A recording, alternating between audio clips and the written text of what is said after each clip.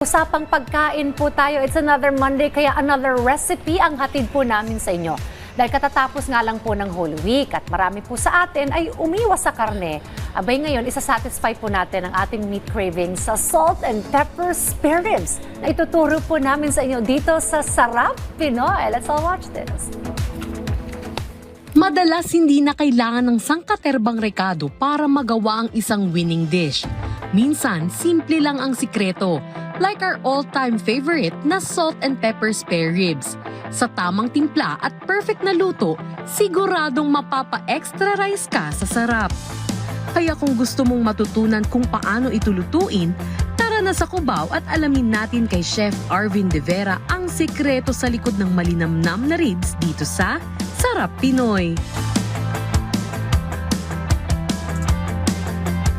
At ngayong umaga, tuturuan ko kayong magluto ng salt and pepper spare ribs.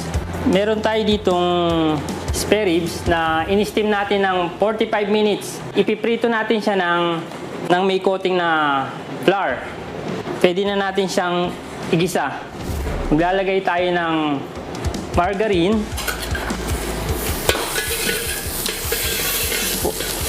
Lalagay tayo ng onion leeks at white onion.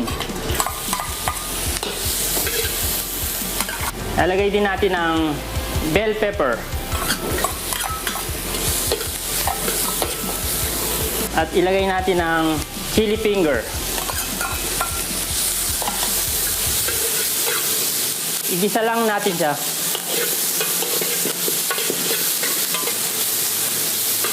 At pag nagisa na natin, ilagay na natin ang napritong spare ribs.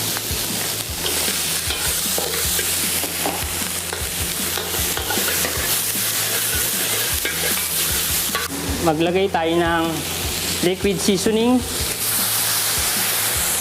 white pepper, 5 spice, at rice wine.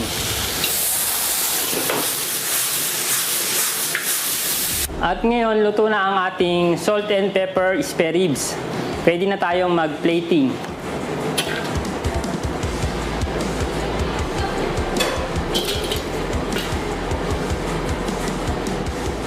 Ito na ang ating salt and pepper spare ribs.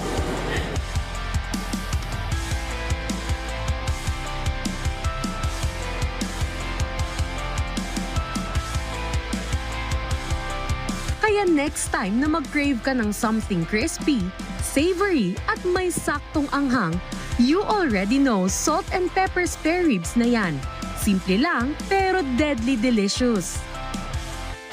At kung gusto nyo naman balikan ang nakaraan nating episode, maaari nyo yan bisitahin sa aming official social media accounts at Rise and Shine Pilipinas sa Facebook, YouTube at Instagram, habang RS Pilipinas naman sa TikTok at X.